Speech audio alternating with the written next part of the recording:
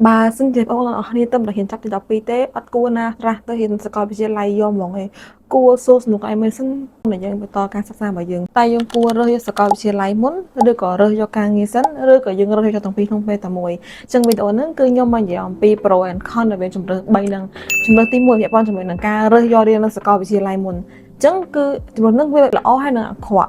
lõ nó cứ trẻ thua dương nó ai graduate bachelor degree nó lươn bàn đối theo bởi dươngอายุđọc bằng 7 năm graduate from grade 12 ចឹងយើងឆ្លង22ចុះចឹងអាចទទួលបានសញ្ញាបត្រហើយទី2ហ្នឹងគឺយើងអាច hard study បានពេលដែលយើងរៀនចប់ energy យើងវា boost up ឡើងលើចឹងយើងមានអារម្មណ៍ថាយើងខំរៀនជាងមុនហើយយើង enjoy ជាមួយនឹងជីវិតនៅសាកលវិទ្យាល័យទី3វិញគឺវាបានជាមួយនឹងពេលវេលាយើងមានពេលធ្វើ assignment ច្រើនយើងមានស្រាវជ្រាវច្រើនភាសាតែយើងអត់ធ្វើការចឹងយើងតនេច្រើនចឹងក៏តាមឲ្យធ្វើឲ្យសិស្សដែលគាត់រៀនសុទ្ធហ្មងគាត់អាចនៅបកាយសម្រាប់ធ្វើការបណ្ដា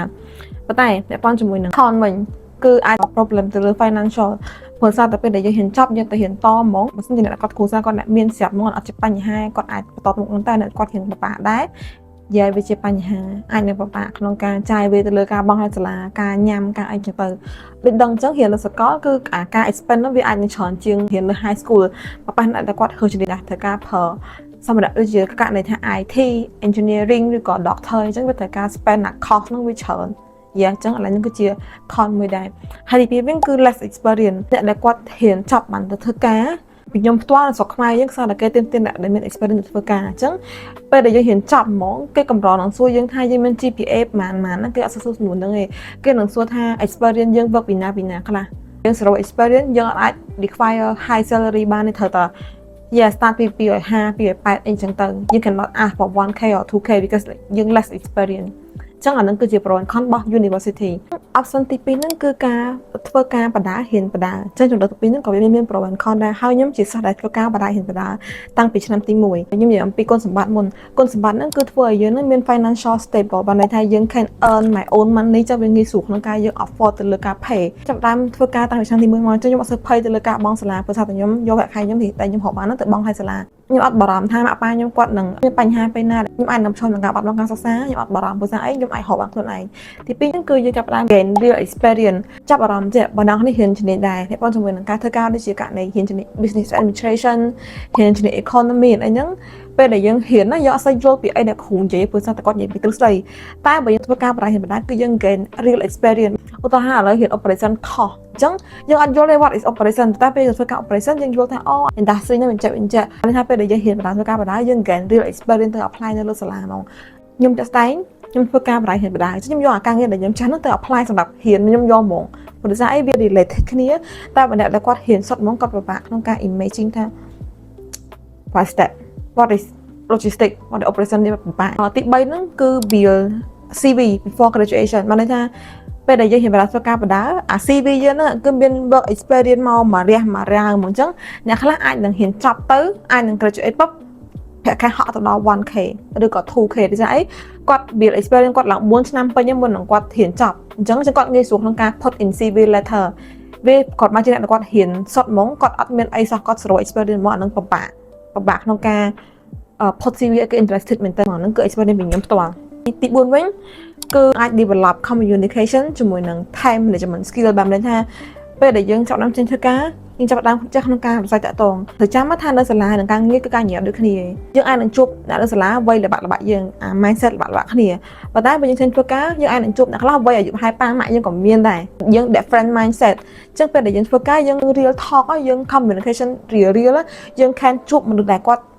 មានចរិត100ចរិតអីចឹងខុសគ្នាទាំងអស់អញ្ចឹងយើងអាច adapt បានអញ្ចឹងម្នាក់គាត់អាចធ្វើការសោះគាត់ពិបាកមែនតើគាត់ចូលទៅដំបូងដូចខ្ញុំជាដើមពេលខ្ញុំធ្វើការដំបូងគឺខ្ញុំពិបាកក្នុងការ adapt ចរិតខ្ញុំមួយអ្នកគាត់ចរិតខុសពីខ្ញុំពិបាកមែនតើតែពេលឥឡូវខ្ញុំស៊ាំហ្មងខ្ញុំតាមដឹងថាអូមនុស្សបុគ្គល A ចរិតចេះគួរនិយាយមិនបុគ្គល B ចរិតចេះគួរនិយាយមិនអាហ្នឹងមិនយើង fake ហ្នឹងគឺយើង flexible ហើយ time management យើងចេះក្នុងការដោះស្រាយបញ្ហាឲ្យតាមតពេលវេលាដូចថាឥឡូវពេលដែលមានអាស្រ័យ task មកយើងអញ្ចឹងយើងចេះក្នុងការ manage time ថាអូការងារហ្នឹងគួរតែធ្វើមួយថ្ងៃឲ្យពីហើយយើងចេះក្នុងការ solve problem which is នៅសាលាអត់បរៀនយើងអាហ្នឹងទេពេលបានជាមួយនឹង con វិញហ្នឹងគឺរវល់ច្រើនហ៊ានបដាធ្វើការបដានិយាយមែនគឺរវល់ច្រើនហ្មងខ្ញុំជាដើមខ្ញុំធ្វើការងារ full time ចាំដល់សុកហើយរៀន part time សៅរ៍អាទិត្យ so មួយ whole week ខ្ញុំហ្នឹងគឺខ្ញុំរវល់អត់មានពេល rest ហ្មង to be honest ហ្មង assignment គឺធ្វើអត់ដែរតាន់ទេគឺនិយាយទៅក៏ assignment គឺមុន deadline មួយយប់រហូតព្រោះស្អីយើងអត់មានពេលយើង really mình lười bị hại dân thay ơn bị vợ phong dân hot phong nắng admin pe phải khắc từ lần thì hay đi xài tụi dân có việc sẽ lọt đã bởi dân admin pe phải khắc từการศึกษาthì chân cho nó option tí bấy cứ work first study là thở đã còn đôi cho chúng nó nâng qua số cơ tha từ thời ca mà năm pi năm sân chăm ta hiện tam khỏi anh nâng có việc lọ đá việc ta bên pro and con như thế này như là thời ca sân cho anh hồ lôi bàn sân cho anh xong lôi bàn hoặc bong xà la bong anh tới cho anh bênบัตรจัดหลับยังสเปนตัวเลือกาเห็นบางอย่างที่ปีนั้นคือเป็นทางการเมื่อตัวเลือก carrier ปีม้วนยมเจนแต่เห็นยอมองยังต้องโจทย์ทั่วกายใช่ไหมดังท่าตาตีซานั่นก็ถือการเห็นชนิดนี้เกตายังกูเห็นไอ้ล้อตากูเห็นสลานั่นล้อยังดังไอ้เพื่อซาแต่ยมอัดเงินexperience การเงี้ยเนี่ยเด็กกอดทั่วกายสั้นกอดเงินการหรือสายกอดสควออการเงินนั่นเป็นแจการเงินที่เป็นแจฉันกอดเงินการทำการหรือทางยังกูแต่เห็นชนิดนี้นะเราแบบเอาไปเรียนเลยตัวมือไอ้ในยมสลายซีกอดเงินแต่มันเทกหลายหนังให้ตีบีเวนนั่นคือยังเตอ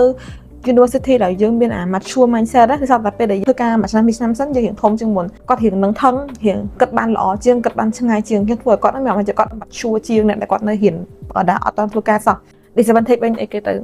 bia của bạn trẻ example tha dương chương thơ cả dương ở toàn cho hiện thơ ca sân vì hai dương là vua hơn ca hồ lôi ô tô là bây giờ hồ lên sẽ bán nâng sẽ ấy á bắt là influencer là hồ lôi ban ra là thọ tiktok ban họ bị tổ bán lên mà làm ta hiện một đứa sao ấyก็ถ่ายแจเห็นนำไปทั่วกาอะไรมันกางเงี้ยเพื่อนนึงนั่นเลยใจนะเห็นนำไปติดจังว่าแบบบ้าน้องกาก็แบกแต่เห็นวิ่งก็ถ่ายแจเห็นนำไปติดแบบกางเงี้ยเพื่อหอยนึงจังแบบบ้าน้องกา find reason แต่เห็นวิ่งเหมือนกัน so anyway ดังนั้นไอ้ดีไซน์ท่าเห็น you can design แต่เลยโกการทั้งใบทั้งเบียนเมียนไรอรองเต้วิธีพันแต่เลยปัญหาใดยังจุบเสียดายมันท่าเรื่องประเด็นประดาทั่วการประดาหรือก็เรียนสั้นหรือก็ทั่วการสั้น it still depend on you guys ให้แบบเมียนไอชมาส่วนยังบ้านนะออกก่อนบายบาย